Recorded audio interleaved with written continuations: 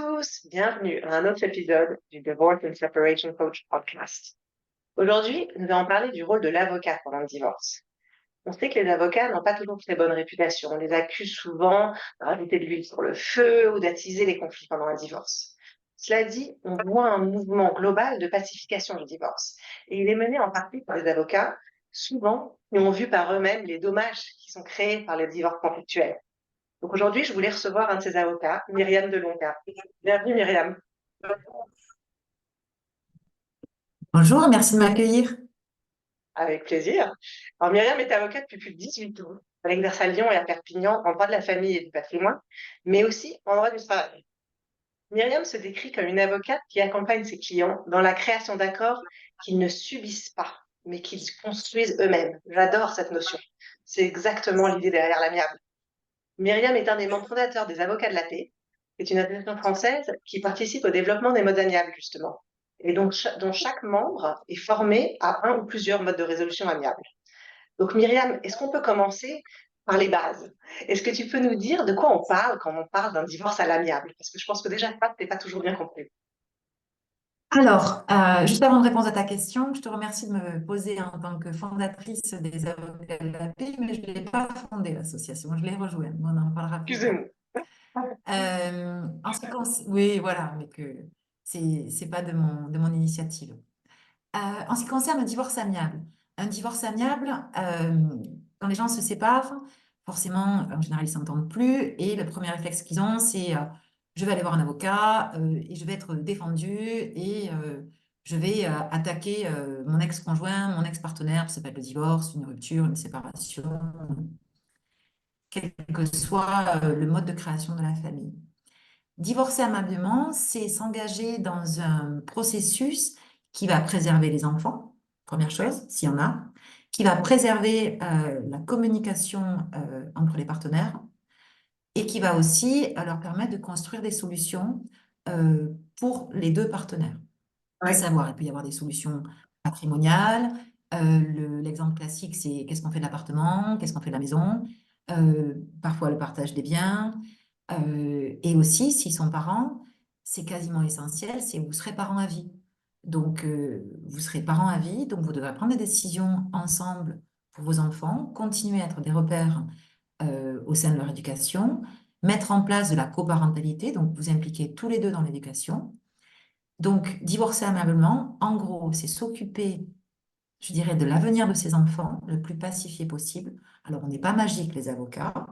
Il y a quand même une nécessité d'engagement des parents et aussi faire en sorte de préserver du mieux possible la sérénité économique de l'avenir de chacun.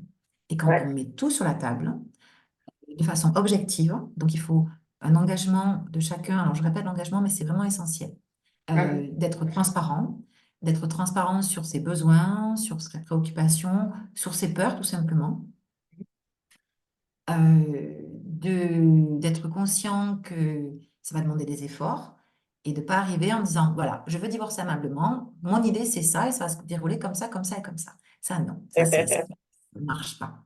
C'est Ouais. pour ça que je parle de co-construction d'un divorce amiable ou d'une rupture amiable. Ouais. Et pour cela, en France, désormais, par le divorce par consentement mutuel, il y a besoin de deux avocats. C'est Ouais. obligatoire. En cas de séparation de deux concubins ou de deux partenaires de PACS, il n'y a pas besoin de deux avocats, donc ils peuvent faire appel à un avocat, à voir. Maintenant, moi, je conseille à tout le monde d'avoir son propre avocat. C'est un peu son référent. Mhm.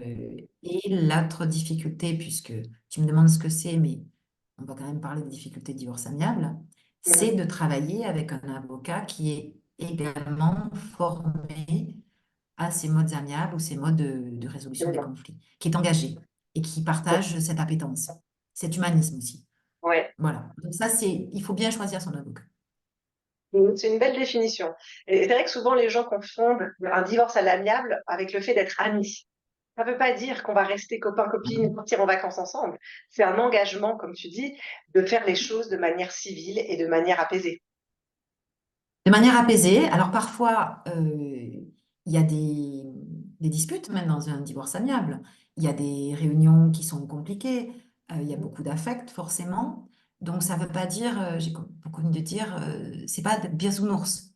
Ouais, exactement. On n'est pas un teddy bear. On est soi, vraiment avec ses craintes, avec ses peurs. Il n'y a pas de difficulté, mais on met tout autour de la table et on Ouais. avance. Et alors, pourquoi Voilà, est-ce que toi, tu es ça si c'est attachée essentiel. à cette résolution à l'amiable des conflits familiaux? Alors, pourquoi j'y suis attachée à cette résolution à l'amiable? Déjà, alors, tout simplement, donc 18 ans, je ne suis pas vieille, mais je commence à avoir de l'expérience. Et je trouvais que les procédures, donc en France et même ailleurs, donc les gens ont pris du temps à un moment donné pour se marier, pour se mettre en couple, ou avoir leur projet d'enfant, est-ce qu'ils ont des filles ou pas, enfin, ou s'installer, acheter une maison, etc. Donc, ils ont pris du temps. Et là, ils se retrouvent dans une salle d'audience, donc dans la salle des pas perdus, Mhm. avec un flot d'avocats, donc moi j'appelle ça des corbeaux, on est tous en robe noire. Même si on s'occupe de son client et qu'on est à côté de lui, ils attendent sur un banc pendant des heures que leur Ouais, dossier soit appelé. C'est très impressionnant, c'est très informel. Se retrouve dans un juge qui n'a pas forcément le temps, même s'il fait tout ce qu'il peut, n'a pas forcément le temps de gérer l'ensemble des dossiers. Donc on a 15 minutes pour exposer euh, son argumentation, mhm. que le juge va consacrer du temps à des dossiers très difficiles, donc où il y a des violences, où il y a des enfants à préserver, des urgences, etc. Mais un dossier, on va dire, qui est moins complexe, il va y consacrer peut-être un peu moins de temps. Donc on Ouais, a des clients qui se retrouvent un peu désœuvrés, perdus, se sentent peu respectés. Donc déjà, l'audience ne leur apporte pas la solennité et l'écoute dont ils ont besoin. Ça, c'est la première chose. Le juge, il se dit, mais il m'a écouté, pas écouté, il vous a entendu. Voilà, c'est pas suffisant. Ça, c'est la première chose. Deuxième, c'est des délais procéduraux qui sont extrêmement longs. Alors, on a une réforme en ce moment de la justice, on nous dit qu'on aura plus de magistrats, plus de greffiers, etc. Mais en attendant, on a des délais procéduraux qui sont très, très longs. Donc, les gens attendent. Les gens ont besoin de solutions immédiates. Et dans l'attente, la situation se gangrène. C'est comme une plaie qui n'est mhm. pas soignée, tout Ouais, simplement. C'est assez sordide comme image, mais voilà, ça gangrène. Donc, qui dit gangrène dit enfant malheureux, dit conflit, dit éventuellement des problèmes financiers, économiques, des prêts, enfin, des gens qui sentent une inertie, qui subissent l'inertie de la justice, qui après disent aussi, ben, il y a une inertie des avocats, même si on leur dit, mais non, j'ai fait tout ce qu'on peut et tout ce que je ouais, peux. Donc, face à ce constat, je trouve que quand on propose l'amiable aux gens, on arrive à maîtriser le temps. Alors, pas ouais. tout, mais en tout cas, on leur fait comprendre. Ils s'engagent. Donc, c'est à nouveau l'engagement. Donc, ils ne subissent pas la décision rendue par le juge. Et Mhm. surtout, ils nous voient également travailler. Quand je dis Ouais. nous, je parle des avocats. Éventuellement, on peut aller voir des notaires, des comptables si c'est une société. Enfin, Mhm. en tout cas, on est actif. Et Ouais, on peut fixer les ordres du jour, on peut se dire ben, dans X mois ou dans X semaines, on aura avancé sur les urgences, on voit, etc. Donc, on gère la gangrène. Si on ouais, continue, voilà. On ne va pas soigner rapidement, mais en tout cas, on va mettre en place un protocole, comme en médecine, un protocole qui permet d'éviter que les situations empirent. Et s'il y ouais, a des enfants, c'est encore plus pratique. Et donc, le temps, le respect, puisqu'ils ne sont pas entendus quand ils sont devant un juge, même si le juge fait ce qu'il peut, il a quand même un temps ouais, imparti pendant ouais. ses audiences. Et en plus, l'amiable peut permettre, alors là, c'est, on va dire, les outils du coaching, les outils un peu de psy et surtout les réunions. Ils permettent aussi, enfin, cela permet aussi, pardon, quand on se retrouve en amiable, à ce couple de comprendre peut-être un peu mieux l'autre. Pas de le comprendre à 100%, parce que s'ils se séparent, c'est qu'à un moment donné, il y a une difficulté, ou de communication, de compréhension, un, un manque d'amour, et en tout cas plus la même affection. Mais en tout cas, ils font un pas l'un vers l'autre en se disant, au moins, je sais pourquoi elle a décidé ça, ou pourquoi il a décidé ça, etc. Ouais, Et ça leur permet de se reconstruire. Alors moi, ouais, je ne participe pas à la reconstruction. On va dire, je l'incite avec mes confrères en disant voilà, après, vous verrez, etc. Peut-être les Mhm. gens suivront une thérapie, referont leur vie, changeront de boulot, rencontreront quelqu'un. Ça, je ne sais pas. Mais en tout cas, ils arrivent à se reconstruire parce qu'ils ont compris éventuellement les éléments de non-communication et les éléments de la rupture. C'est un Voilà, investissement dans le futur aussi, dans leur c'est capacité ça, à se tout à parler. fait. Du coup, Et c'est donc, pour ça que ça me plaît, tout simplement. ça me semble si logique. C'est beaucoup plus Voilà. Et agréable puis, que je me de voir sens les gens utile, se hein. déchirer. Et puis, je me sens utile. Ouais, ouais.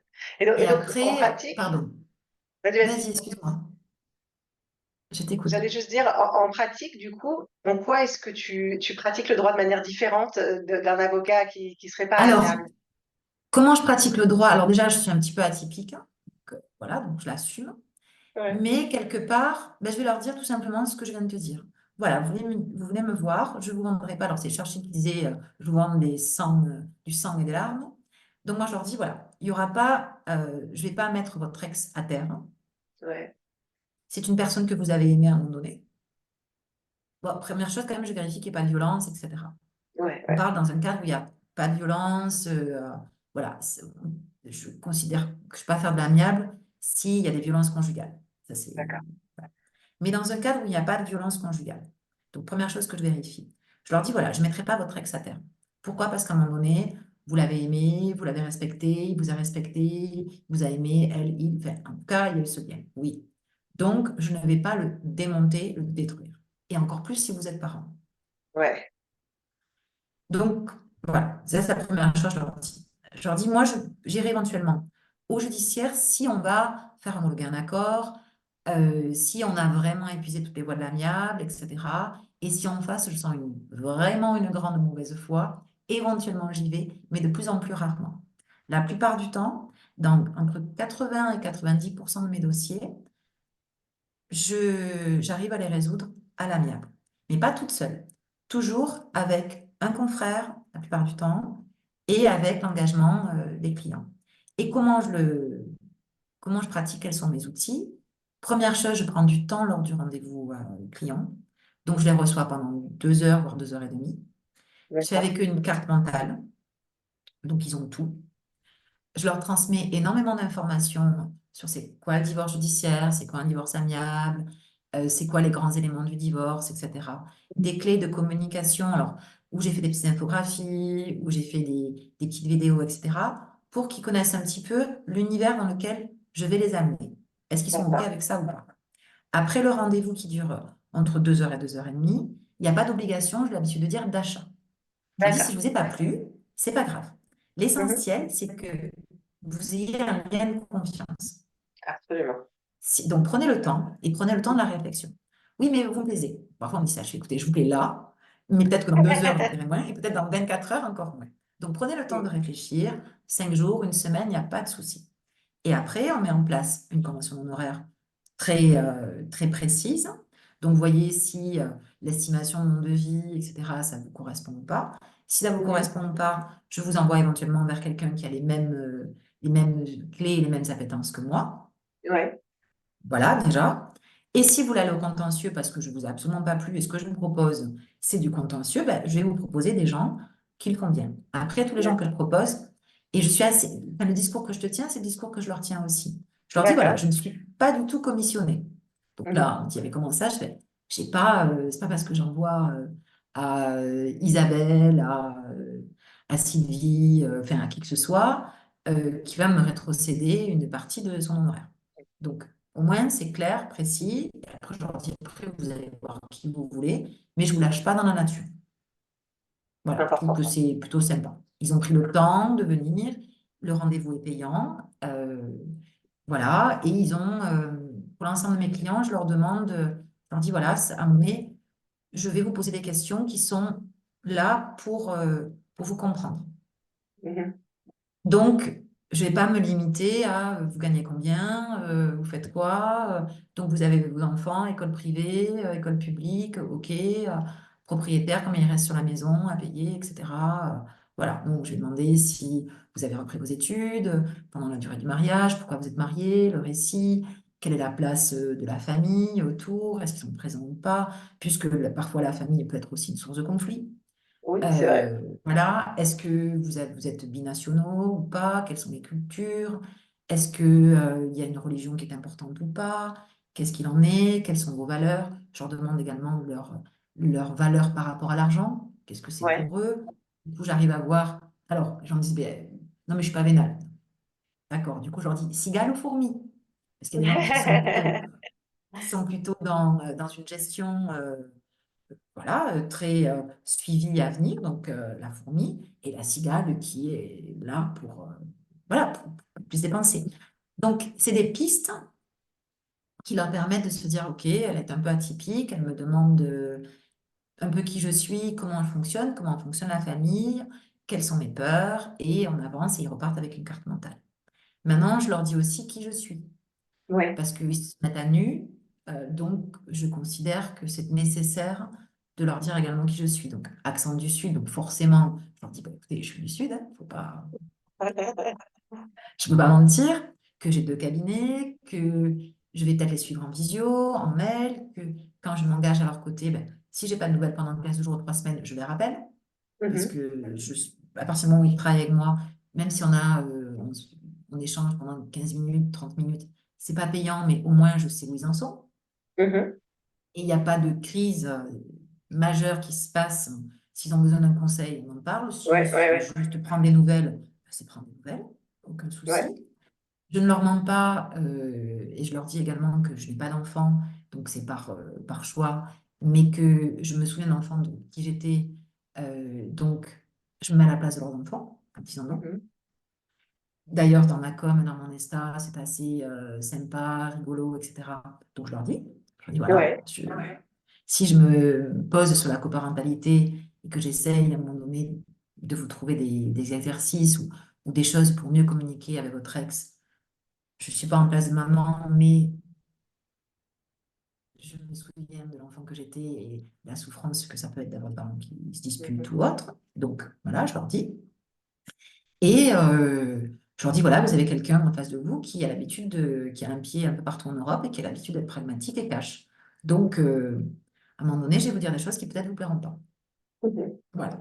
Et si c'est le cas, vous allez me le dire, il n'y a pas de souci. Le but, c'est qu'on ne se dispute pas, mais si je vais trop loin, vous me dites. Maintenant, si je ne suis pas d'accord avec vous, c'est pas dans un esprit de contradiction parce que je considère que j'ai raison, mais parce que je vois peut-être le cours d'après de façon plus objective. Ouais. Et quand j'ai des clients qui me disent, oui, mais si je vous paye, vous allez faire ce que je vous dis, là, je leur dis, bah, écoutez, on n'est peut-être pas sur la même longueur d'onde. D'accord. Et ceux-là, en général, bah, ils ne reviennent pas. Et c'est pas très grave. Oui, c'est que c'est pas une bonne équipe. Voilà, donc en gros, c'est ça. J'essaie de créer une équipe avec mes clients, la façon la plus harmonieuse possible, tout en étant conscient qu'on est 2 êtres humains et que tout le monde peut être subi à des stress, voilà, et que je peux aussi, à un moment donné, un peu les secouer. Et dans ces cas-là, ils me disent, là, vous êtes allé trop loin. Pas de souci. Mais comme ça, au moins, c'est dit. Donc, ils Voilà. sont assez libres. Voilà. Donc, c'est Voilà vraiment ce une que je fais. relation interpersonnelle, pas exclusivement client-avocat. C'est vraiment de comprendre la personne entière, la famille entière. Alors, le mot, c'est souvent l'accompagnement holistique. Mhm. Voilà. Mais alors, ce mot-là, moi, je me sens pas légitime de l'utiliser. Je pense que je le fais, D'accord. Ouais. mais de leur dire, voilà, je vais faire un accompagnement holistique. Certains vont partir en courant en me disant, mais de quoi elle parle, je veux pas ça. D'autres vont dire, attendez, mais j'ai déjà des soins holistiques, j'ai fait un stage holistique en yoga, etc. Donc, ça donne éventuellement, après, je suis un peu pestouille, j'ai l'habitude de dire sur ce sujet-là, mais je me sens pas légitime d'utiliser le mot. Donc, je leur propose, je D'accord. leur dis, voilà, c'est un bon accompagnement global, tout en sachant que je n'ai pas toutes les casquettes. Donc, si vous avez donc un coach comme toi, un coach en divorce, top. Si vous avez un Mhm. thérapeute extra, si vous avez un expert comptable parce que vous êtes associé et qui est un expert comptable créatif, mais encore mieux, et un Ouais. notaire créatif avec qui je pourrais travailler, même si je fais du patrimoine, très bien. Il n'y a Mhm. pas de souci, on monte une équipe. L'essentiel, c'est qu'on sache où est la place de chacun Ouais. et qu'on puisse, alors ça c'est mon rêve, mais c'est pas encore le cas, j'aimerais qu'on puisse faire des réunions à plusieurs Ouais. Euh, un peu le Global Practice, c'était une série télévisée, mais pour accompagner au mieux le client. Oui.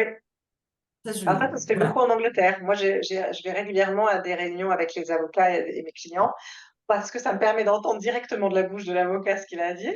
Et puis souvent, les clients ne comprennent pas forcément ce qui a été dit ou quelles ont été leurs options et tout ça. Donc ça évite beaucoup de malentendus et puis ça nous permet de travailler comme une équipe pour développer c'est cette ça. stratégie et travailler ensemble. C'est ça. Moi, par exemple, quand je travaille avec des thérapeutes, hein, alors c'est rare, mais j'ai eu certains au téléphone en disant, voilà, chacun sa zone de confidentialité, il n'y a pas de souci. Donc, vous savez que votre client, enfin, mon client, votre patient est en procédure de divorce, il y a 2 enfants. Donc là, on est en train de travailler, par exemple, sur les modalités de garde. Mhm. Ah oui, très bien. Donc là, ça va être un stress. Comment vous allez accompagner ça? Voilà. Maintenant, moi, je leur donne des thèmes, mais je n'ai pas de retour. Et D'accord. ça, c'est pas encore possible en France. Ouais, ouais. Donc, j'ai un retour que par mon client qui me dit, et parfois ils sont coquins, les gens, forcément. Non, non, on n'en a pas parlé. Je dis, si, si, si, je crois que vous en avez parlé. Mais déjà, quand ils sont accompagnés par d'autres professionnels, moi, ça me rassure à titre personnel, Ouais. puisque sinon, je deviens le phare de mes clients. Et c'est beaucoup trop lourd et trop risqué aussi pour eux, Ouais. parce qu'un jour, leur procédure va s'arrêter, donc je ne serai plus là. Bah oui, Voilà. Et en plus, d'avoir plusieurs professionnels, donc une équipe, leur permet de construire leur choix. absolument. Sinon, ils ont tendance à dire, ben vous feriez quoi? Eh Ça, bien, je je suis ne suis pas d'accord. à votre place. Ouais. Donc, c'est très riche d'accompagner en équipe. Maintenant, moi, c'est un vœu pieux, j'espère qu'on y arrivera en France dans quelques années. Mhm. Maintenant, il y a chez beaucoup de confrères ou de professionnels du droit une peur de perdre un peu sa place Mhm. ou d'être contredit. Mais ça, Ouais. pour évoluer, il faut sortir de sa zone de confort. Donc, Absolument. Donc justement, ça c'est une bonne transition parce que je vais te demander, qu'est-ce qui t'a amené à rejoindre les avocats de la paix? Est-ce que tu peux nous expliquer déjà ce que fait cette association et alors, pourquoi tu as décidé justement, de les rejoindre? alors les avocats de la paix, tout simplement, je les ai retrouvés sur LinkedIn, voilà, D'accord. ouais, réseau tout à fait normal, etc. Et je trouvais que les posts des avocats de la paix me correspondaient et qu'on n'était pas sur une avocate, une consoeur, un confrère qui disait, voilà, moi je fais de l'amiable, etc. Alors, j'en ai beaucoup autour de moi qui pratiquent comme moi et c'est extra. Mais là, Ouais. il y avait un consortium, une asso, Mhm. et qui n'était pas une asso au sein d'un barreau. C'est très bien les assos au sein d'un barreau, mais ça reste une vision d'un barreau, d'une région. Là, c'était Ouais. plutôt ouvert au niveau national. Bon, comme on est Mhm. en France, ça reste un siège parisien. Ça, c'est Mhm. côté jacobin français. Oui, j'ai, je suis assez, ben, je te disais que je suis assez cash, mais oui. Donc, c'est à Paris. Maintenant, même si c'est à Paris, on a des gens du barreau d'Ajaccio, de Bastia. À tous les coups, je me plante en tout cas de Corse, de Castres, de Toulouse, de Montpellier, de La Rochelle. On a des gens de Strasbourg, on a des gens de la France, de Lyon, puisque j'y suis. On a des gens de la France entière. Et comme c'est une Ouais. association Med 901, le but n'est pas une stratégie commerciale, et Mhm. vraiment une stratégie pour promouvoir l'amiable. Donc déjà, Ouais. quand j'ai vu ça sur LinkedIn, je me suis dit, c'est bien, ça me Ouais. correspond, intelligence collective, travail en commun, euh, Asso comme 1901, c'est bien, voyons ce qu'il y a, etc. Après, on est sélectionné et j'ai trouvé que la sélection était bien aussi. C'était pas juste D'accord. adhérer, verser vos sous et Mhm. voilà. Il y a une C'est pas par sélection. coop. Il y a une sélection, mais une sélection Ouais. tout à fait humaine. On se Mhm. rencontre en visio, en présentiel. Enfin, les membres fondateurs vérifient qu'on est bien formé à un ou plusieurs mots amiables Ouais. et on discute. En Mhm. gros, tout simplement, on se plaît ou on se plaît pas. Ouais. Du coup, il y a déjà ce premier filtre. Est-ce que vous intégrez une association pour être dans une asso et avoir un label de plus et un logo? Ou Ouais. est-ce que vous intégrez une association pour œuvrer dans l'amiable? Ouais. Et Ouais. œuvrer aussi bien à votre niveau, donc avoir des clés vers donc votre barreau, donc nos barreaux, nos clients, les justiciables, etc. Et Mhm. quelles sont vos idées pour faire grandir, entre guillemets, l'amiable au niveau national. Ouais. Donc il y a ces deux missions des avocats de la paix. qui ont été fondées par Barbara Régent et Marie-Laure Bouze et Jean-Philippe Mariani. Donc, 3 personnes. Ils ont eu l'idée, je crois qu'ils pensaient au juge de paix et ils se sont dit, ben, pourquoi pas avocat de la paix. Alors, le Bon. titre avocat de la paix, voilà. Souvent, moi, quand j'en parle, on me dit, mais comment ça, vous êtes négociateur? Je dis, non, non, on n'est pas casque bleu. Là, pas de souci. On est juste là pour pacifier, en tout cas, encourager les modes amiables ou de règlement des conflits, parce que les Ouais, modes amiables, le terme est parfois mal compris. Et surtout, la mise en place d'actions auprès du législateur. Donc, on d'accord. a un retour terrain. Donc, on Oui, peut c'est dire, voilà, intéressant. on a une petite difficulté sur l'aide juridictionnelle et les divorces par consentement mutuel. On a des difficultés pour reconnaître les actes en signature électronique pour les faire homologuer. Voilà, donc on se groupe en commission. Alors, c'est pas tous les avocats de la paix qui vont faire la note, mais certains sont plus dégourdis que d'autres. Donc, Ouais, voilà, où le sujet, ils ont plus d'appétence et plus de compétences dessus, donc on tous ensemble et on le transmet et on voit. super. Après, il y a aussi, on a fait des colloques, on a fait, je dis on, mais ça reste les fondatrices qui les ont organisés. Et donc, il y a des colloques, des conférences, on s'est réunis tous les trimestres, on rencontre d'autres professionnels. Donc, on continue à Mhm. se former. Parce que, alors c'est aussi pour ça que ça me plaît et que j'y suis restée. Ouais, Parce que joindre une association, à la rigueur, on se dit, allez, j'y vais, ça a l'air sympa. Mais y rester, c'est autre chose. ouais, Parce que parfois, on s'essouffle. Et du c'est coup, vrai. j'y reste parce qu'on est nourri aussi par des réunions trimestrielles. On a un petit groupe Mhm. WhatsApp, donc on s'échange des idées, etc. Et lors des réunions, on peut se former ou rencontrer d'autres professionnels. On a rencontré un professionnel qui a mis à disposition, enfin, qui a créé un logiciel typique en droit de la famille sur la liquidation. Après, on souscrit, on ne souscrit pas, peu importe. Mais en tout cas, on a une présentation, c'est un nouvel outil. Là, on va avoir une présentation sur une formation sur les couleurs en médiation donc pour identifier les profils de personnalité. On ne D'accord. souscrira pas, ça nous plaira ou ça ne nous plaira pas, peu importe. Mais en tout cas, on continue à se former, à Ouais, s'ouvrir l'esprit. Et donc, moi, j'ai pour coutume de dire à ne pas se scléroser, ouais, à continuer à se nourrir. on peut développer. Ouais. Alors, c'est Voilà. intéressant parce qu'en Angleterre, il y a une association qui s'appelle Resolution, qui est aussi axée sur les résolutions les modes de résolution à l'amiable. Aux États-Unis, ils ont des Amicable Divorce Network. Mais ces Oui. réseaux-là ont plus que des avocats. En fait, ils incluent des médiateurs, des coachs comme moi-même. Tout ça. Votre réseau des avocats de la paix, c'est strictement des avocats ou est-ce qu'il y a un Alors, mélange? ça marche également avec Humanéthique. Dans D'accord. Humanéthique, il y a des huissiers, des experts comptables, des notaires, etc. Mhm. Un peu tout. Dans les avocats de la paix, on est aussi souvent avocat et médiateur. Moi, par exemple, je suis Ok. médiatrice et on est nombreux à être médiateurs.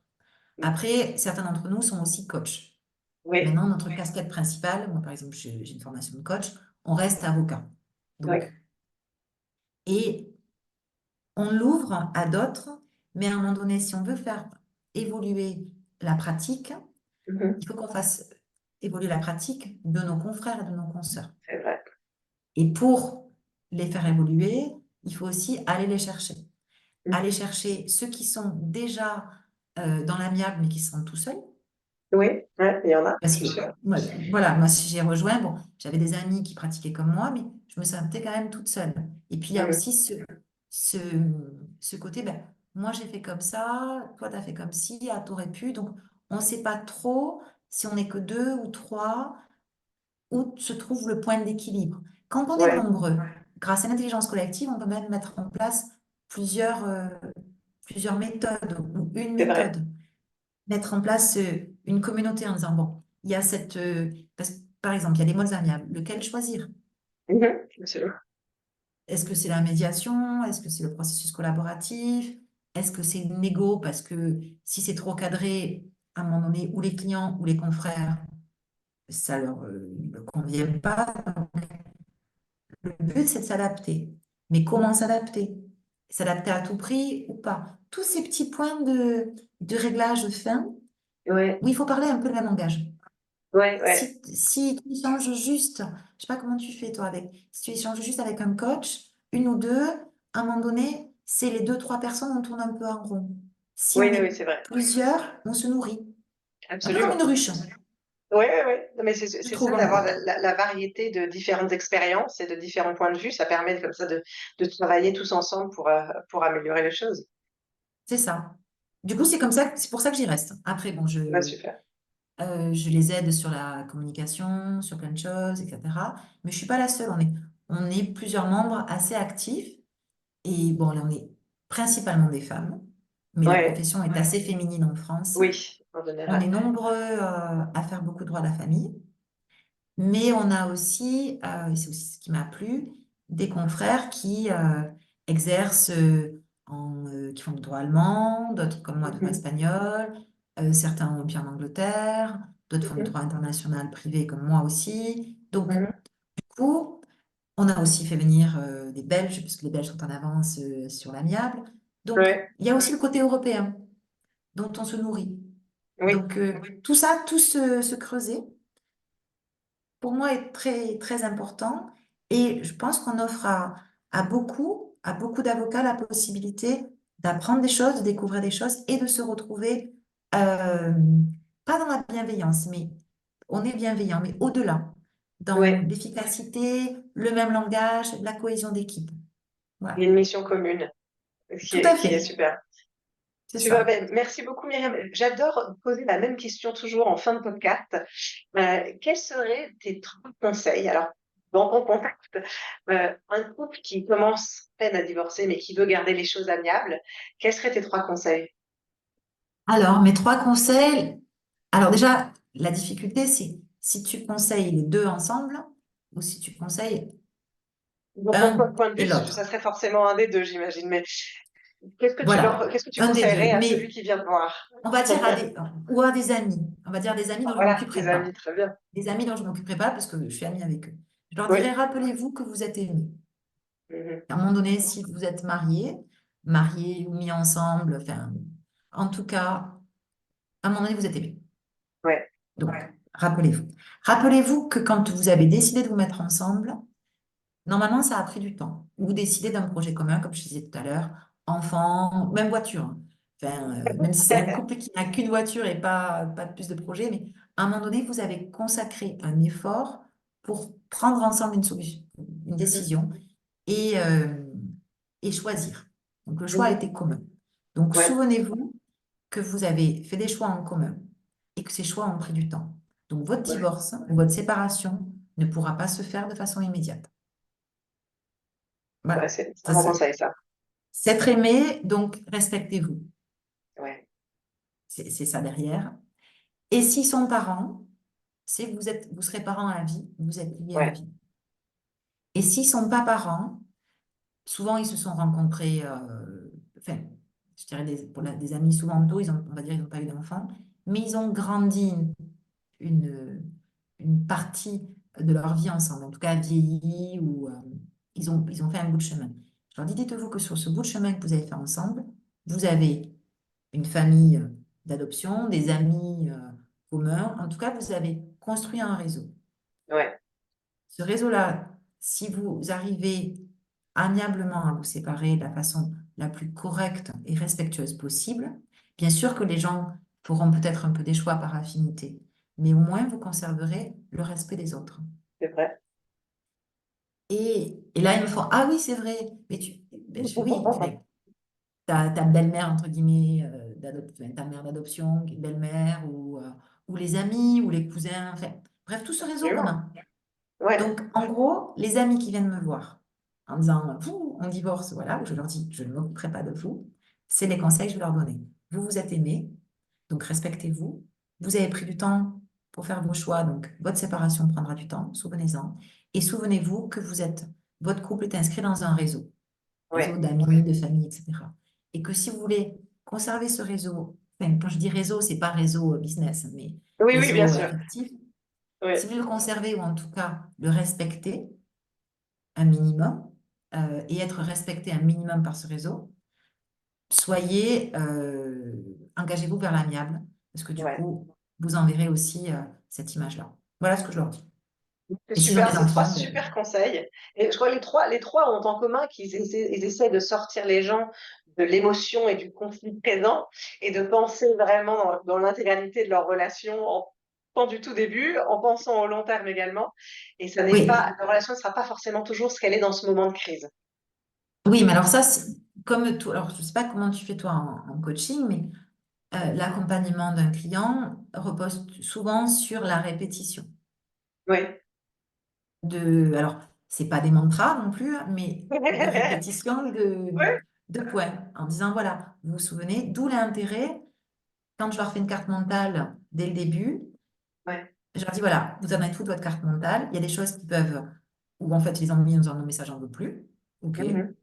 on abandonne, ou non, je suis toujours campée sur ma carte mentale, Ouais. et je vais bien la conserver, j'ai besoin de sérénité financière, et je vais Ouais. pas tout accepter si j'ai pas sérénité C'est vrai. financière. Donc, la carte mentale leur permet de faire une photographie à l'instant T, tout en se disant, dans l'avenir, vous aurez besoin de quoi? Et donc, on revient à la carte en disant, voilà, on en était là, hop, hop, hop, mais il y a beaucoup ouais, de répétitions Ouais. pour qu'il intègre et qu'il ait aussi un temps d'assimilation, tout simplement. Absolument. C'est un processus, hein. C'est ça. Eh ben, Tout merci mille simplement, c'est un fois. processus. Merci à toi. C'était un J'espère ne pas plaisir avoir de été trop parler longue. avec toi et merci d'avoir Merci partagé beaucoup. toutes les informations et puis surtout cette version vraiment intime de comment ça se passe de travailler avec toi et quelle est cette mission qui est vraiment qui est louable d'essayer de réduire les conflits et d'aider les gens à divorcer de manière moins destructrice. Tout à Donc fait. merci mille fois Myriam. Merci à toi. À Bonne bientôt. journée.